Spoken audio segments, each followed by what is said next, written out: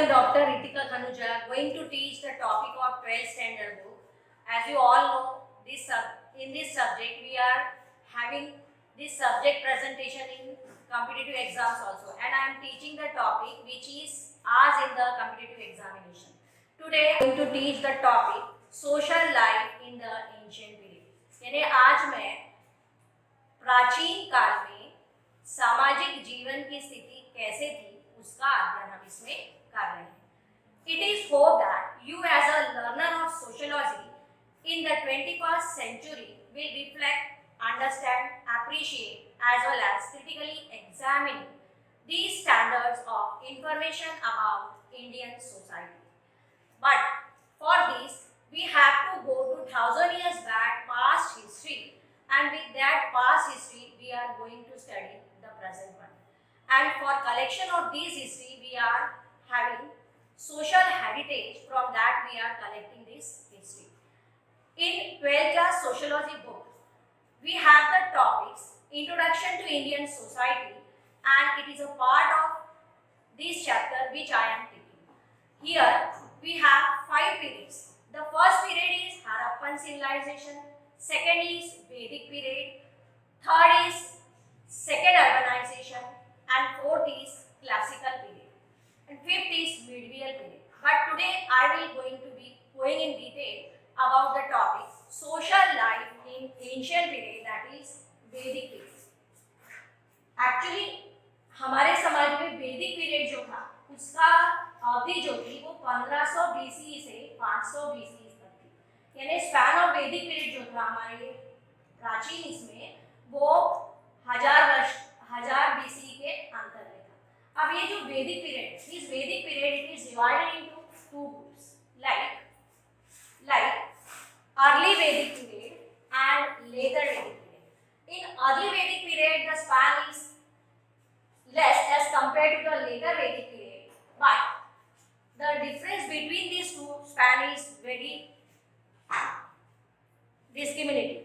Like in early Vedic period में कैसा था, उत्तर वैदिक काल में हमारे यहाँ वर्णा सिस्टम की निर्मित हुई थी. अब वर्णा सिस्टम की निर्मित समाज में कैसी हुई है ये आपको पता होगा, क्योंकि आपने 11th क्लास की सोशियोलॉजी की बुक्स में हमारे यहाँ वर्णा सिस्टम ऐसा दिया हुआ था. अब ये वर्णा सिस्टम का जो वर्ण व्यवस्था थी, इसमें जो वर्णा सिस्टम निर्मित हुआ था उसमें ब्रह्मा जी के शरीर से ये सिस्टम निर्मित हुआ था. ब्रह्मा जी के मुंह से निकले थे ब्राह्मण. देखो मुंह से निकले मतलब क्या हुआ कि they are connected with the teaching, they are doing the priest work, यानी they are coming from the mouth. That's why their main work is to do teaching as well as priest work. And the second class is Kshatriyas class. The Kshatriyas class came from the Bahus, यानी ये shoulder से निकले थे, और shoulder से जो निकले थे उनका मेन पर्पस क्या होता था, समाज में युद्ध भूमि में जाना, समाज को डिफेंस करना. तो ऐसा इनका मेन पर्पस था. तीसरी जो वर्ग था वो था तीसरा जो वर्ग था वो था वैश्य. वैश्य क्या था, उनके पेट से निकला था, means it comes from the belly of Brahma ji, and the main work of that community is to do business, and that community is properly doing business and rearing us. And the fourth is Shudra, that is developed from the feet of Brahma ji, and according to that this jati system develops. Like in early Vedic period this varna system is very flexible. यानी वर्णा system तब इस सब ऐसा था कि वहाँ पे लॉजिकता थी. कोई भी नियम जो थे, कायदे कानून थे, वो ऐसे थे कि वहाँ पर उसे कठोरता से पालन नहीं किया जाता था. हमारा जो वर्ण व्यवस्था था वो हमारे व्यवसाय पर आधारित था. It is develop on the base of occupation, and accordingly that occupation was fixed, and the particular people living in that community have to follow that occupation. If somebody is not doing that strictly, that person is prohibited from the society, यानी कि समाज से उसको बाहर कर दिया जाता था. और this varna system in the later Vedic period is from 500 BC to 500 BC. This varna system it turns into jati system, यानी हमारा जो वर्ण व्यवस्था थी वो जाति व्यवस्था में जाकर परिवर्तित हुई. अब ये जाति व्यवस्था में जब परिवर्तित हुई तो इसके जो नियम थे समाज में वो बहुत रिजिड हुए. The rules of this Varna system in the society are very rigid, and the person living in that society have to follow that rules and regulation. If you are not following, you are away from the society. These rules of Varna system, it is hierarchical based, यानी श्रेणीबद्ध रचना में उसे विभाजित किया गया था और इसमें लोगों की आइडियोलॉजी, विचारधाराओं को देखा गया था. और varna system it is based on purity and pollution, like पवित्रता और प्रदूषण पे उसमें ज्यादा महत्व दिया जाता था. And the people who are living over there, they have strict restriction of everything, like they practice the food, they practice their customs, they practice not taking water. यानी ऐसा था कि अगर उच्च जाति का व्यक्ति निम्न जाति के घर से अगर भोजन ग्रहण करता है तो उसकी अनुमति उसे नहीं दी जाती थी. Means Brahmins are not able to take food and water from the lower caste people. The Brahman in that category, they are at the upper level and the Shudras are at the lower level. And this Varna system continue throughout the life. And from that time, this jati system came into existence. Now, we will going to come on the topic Varna system. We will going to come on the topic of Varna system. हमारी जो वर्ण व्यवस्था थी, उसमें ऐसा था कि उसमें जो काल था, वो हमारे यहाँ 1500 से 500 BC के अंदर का जो काल था, उसमें इसका विभाजन हुआ था. और ब्राह्मी, ये जो हमारा वर्ण सिस्टम था, इसमें ऑक्यूपेशन के आधार पर इसका विभाजन था और व्यक्ति जब समाज में रहता था उसको ये नियमों का पालन करना पड़ता था. अब देखो, इसको 4 भागों में डिवाइड किया हुआ है. पहला है ब्राह्मी. ब्राह्मी देखो प्रीस्ट का काम करता है, टीचर का काम करता है और उसका इंटेलेक्चुअल लेवल बहुत हाई होता है.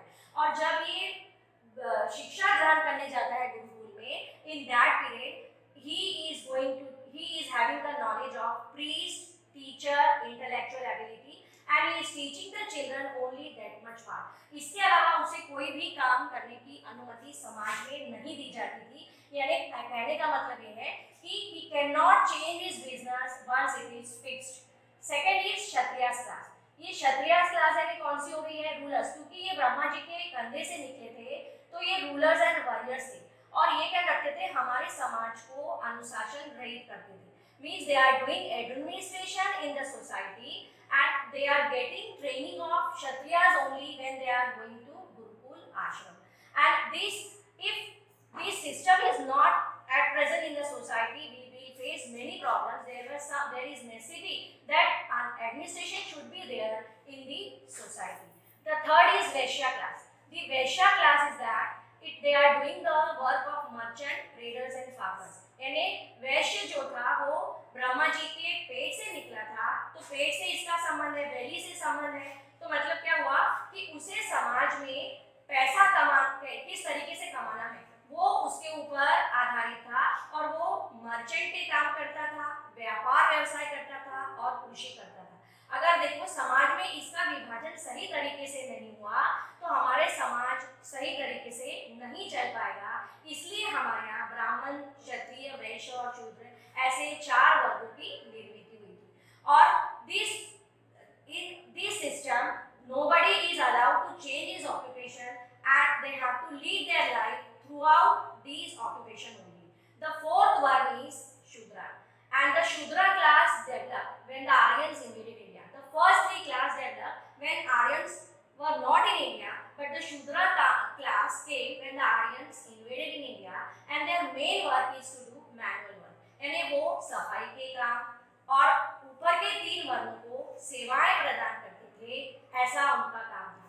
And these 3 class, upper 3 class, they are twice born class, यानी द्विजातीय इसे बोला जाता था क्योंकि इनका पुनर्जन्म होता था. समाज में ऐसा माना जाता था कि ये समाज में दोबारा से जन्म ले सकते हैं और इसमें ये भी बताया गया था कि हम जैसे कर्म करते हैं वैसे हमको फल मिलता है. इसी के आधार पर इसे द्विजातीय बोला है क्योंकि इनका जन्म दोबारा से समाज में होता था. अब इसके अलावा हमने उसमें ये भी देखा है कि वैदिक पीरियड में वर्ण व्यवस्था तो थी और उसमें कठोर नियम थे, हर व्यक्ति उसे पालन करता था. पर उसके अलावा आश्रम व्यवस्था भी उस पीरियड में थी और हिंदुइज्म में आश्रम अवस्था को 100 इयर्स में डिवाइड किया हुआ है. हर एक स्पैन को बहुत महत्व है और वो महत्व के अनुसार ही वो समाज में अपना जीवन यापन करता था. Like it is divided into 100 years.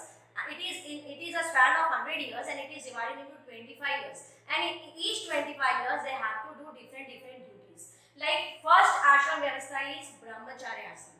The span of ashram avastha is here 8 to 25 years. यानी 8 साल की अवधि का बच्चा जब होता था वो गुरुकुल आश्रम में जाता था और 25 साल तक के वो विद्या ग्रहण करता था. Like he is going to Gurukul ashram at the 8 years and he is coming back after 25 years after completing education. Like in this, the before going to ashram system, he has to follow certain rites and the person at the age of 8 years have to follow that rites, that is उपनयन संस्कार. यानी इसमें क्या होता था, इसमें उसका उपनयन संस्कार किया जाता था, उसे जनेऊ का धागा पहनाया जाता था यज्ञ कर कर और वो धागा पहनने के बाद ही उसे गुरुकुल आश्रम में आने की अनुमति मिलती थी. अब वो गुरुकुल आश्रम में जब जा रहा है उसे कहते थे उपनयन संस्कार. उपनयन संस्कार के लेने के बाद ही वो गुरुकुल आश्रम में जा रहा है. तो according to when he is going to Gurukul ashram, here what is happening कि Brahmins are also going to Gurukul ashram, Kshatriyas are also going to Gurukul ashram and Vaishyas are also going to Gurukul ashram. But when all the people are going in Gurukul ashram, everybody is having that Janeऊ dharan. But in that they have at a particular age they are sent to the Gurukul ashram. Like Brahmin जब 8 वर्ष का होता था तभी ही वो Gurukul ashram में जा सकता था और विधि अनुसार उसकी 8 वर्ष में उपनयन संस्कार होता था और उसी के बाद उसे गुरुकुल आश्रम में आने की अनुमति दी जाती थी. Second is Kshatriya class. At the age of 11 years, that child has to perform the initiation rites, उपनयन संस्कार, and after that the child is having the entry in the Gurukul ashram. And third is Vaishya class. At the age of 12 years, he has to perform this initiation rite and he is going to the Gurukul ashram. While taking the education in the Gurukul ashram, अब देखो हमने वर्ण व्यवस्था जब पढ़ी है उसमें हमने क्या देखा कि गुरुकुल आश्रम में जाके वो शिक्षा ग्रहण कर रहा है. तो इसमें जब वो गुरुकुल आश्रम में जा रहा है तो अगर वो ब्राह्मण है and he is Brahmin, he is taking education of priest, how to teach the people and he is taking full education of Vedic and Upanishad which is used for his priest work. यानी ऐसा वो शिक्षा ग्रहण करता था. Secondly, that is Kshatriya's class. These are coming from the bahus of the shoulders of the Brahma. That's why they are going and they are taking education of warriors and rulers. यानी अपने समाज को आप कैसा protect करोगे उसका अध्ययन उसे दिया जाता था. Means at present they are the administrative people who are living in the society. In every service sector these people are present at present. Next is Vaishya class. These Vaishya class they are coming from the belly of the Brahmaji. And in that table it is mentioned that merchant, traders and farmers, that work they are doing.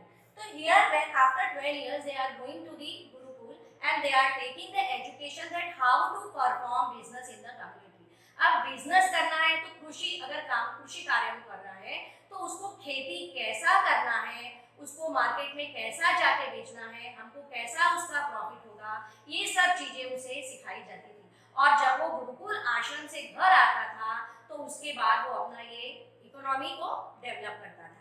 उसके बाद था शूद्रा class. तो शूद्रा class को ब्रह्मचार्य आश्रम में जाने की बिल्कुल भी अनुमति नहीं थी. अब ये गुरुकुल आश्रम में जब स्टूडेंट जाता है उसका और गुरु का ये कैसा रिलेशन था, गुरु और शिष्य का था.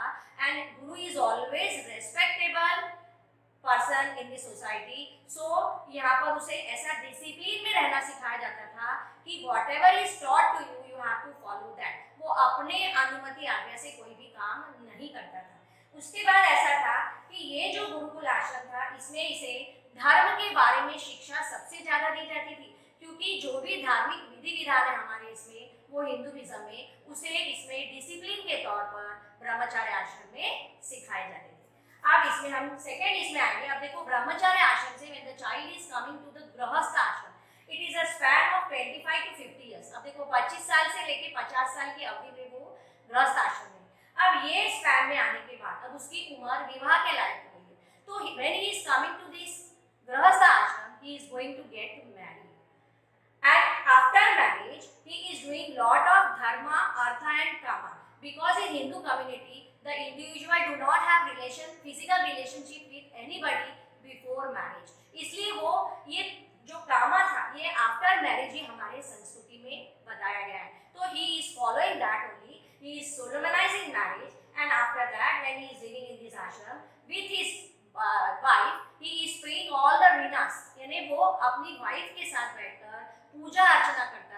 और जितना भी उसके ऊपर ऋण था पिता का वो उसे लौटा देता था।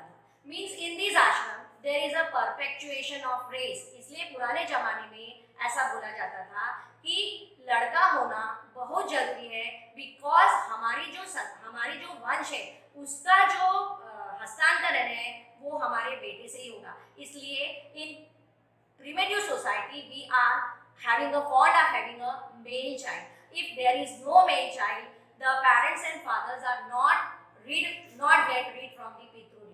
अब इसमें आने के बाद वो पितृऋण से मुक्ति ले रहा है और इसके अलावा क्या कर रहा है कि वो अपने अर्थार्जन को पूरा कर रहा है। Economically he is earning and after earning he is paying all the duties of economic in the home। like पहला कैसा है, जितने भी उसके डिपेंडेंट हैं उनको वो अच्छी से देखता था, उनकी सर्वाइवल बराबर से करता था। उसके बाद वो पंच महायज्ञ यही आश्रम में करता था, क्योंकि उसको पितृऋण से मुक्ति पानी है तो he has to necessarily do the पंच महायज्ञ and this पंच महायज्ञ that is performed only when the individual is sitting with his wife। अगर वो अपने वाइफ के साथ बैठ रहा है तभी वो पंच महायज्ञ कर पाएगा, नहीं तो उससे उसकी अनुमति नहीं थी। और थर्ड में ऐसा है कि ये जो आश्रम था इसमें धर्म अर्थ काम इसको सबसे ज्यादा इम्पोर्टेंस दिया जाता था। और 50 इयर्स कंप्लीट होने के बाद the individual is going to Vanaprastha ashram. In Vanaprastha ashram the span is 50 to 75 years, यानी 50 साल की अवधि से लेकर 75 साल की अवधि तक इंडिविजुअल व्यक्ति इसमें रहता था। अब देखो ये जो एज हो गई है उसने सारा कुछ यहाँ पे अपने जीवन की सारी बातों को ले लिया है। अब उसके बाद कैसा है कि ये एज में उसको आने के बाद ही इज हैविंग द हर्मिटहुड, यानी वो तपस्या करेगा और वो जंगल में रह के वो घर छोड़कर जंगल में चले जाता था।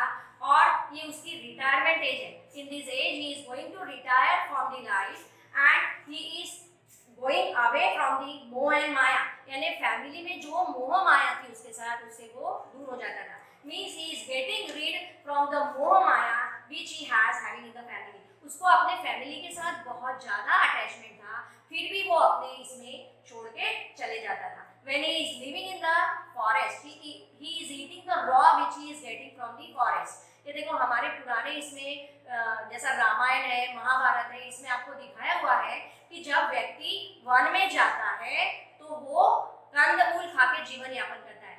इन Ramayan you see that Ram and Sita they are going in the one ashram and they are going in the one for 14 years and in that 14 years they are only eating the food which is uncooked। तो ऐसा ही अनफूड food वो समाज में वहाँ रहकर ग्रहण करता था ये आश्रम में। और चौथा जो है वो है संन्यास आश्रम, उसकी अवधि है 75 से 100 वर्ष। अब हिंदुइज्म में कैसा है कि ultimate aim of Hindu life is to attain moksha.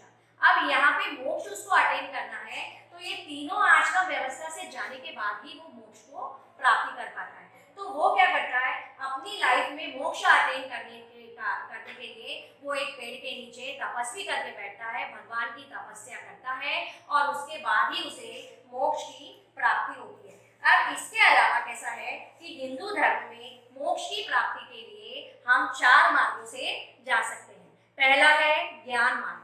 अब ज्ञान मार्ग में कैसा है कि व्यक्ति क्या करता है वो ज्ञान मार्ग से जा रहा है, मतलब पाथ ऑफ नॉलेज यूज कर रहा है अपने, उसको पूरा वो मतलब ये जो मार्ग बोल रहे हैं वो एक रास्ता है, उसके कारण वो ज्ञान मार्ग की ओर जा रहा है। दूसरा है भक्ति मार्ग। अब भक्ति मार्ग के लिए वो पूरा डिवोशन देते, he is paying full devotion and he want to go to the God because his ultimate aim of the life is to attain moksha। and the third is राजमार्ग। अब राजमार्ग में जाने के लिए वो मेडिटेशन करता है, मतलब वो ध्यान लगाता है और ध्यान लगाने के बाद ही उसे मोक्ष की प्राप्ति होती है। और चौथा है कर्म मार्ग, मतलब वो पार्ट ऑफ एक्शन करता है, like he is doing every action in the society, he has done all the karmas। वो अपने पूरे कर्म को पूरा करके जब आता है तभी उसे मोक्ष की प्राप्ति होगी। तो ऐसे हमारे हिंदू संस्कृति में माना जाता है। Even today in Indian society, this Hindu society is followed and the individual is attaining moksha in his life। Thank you.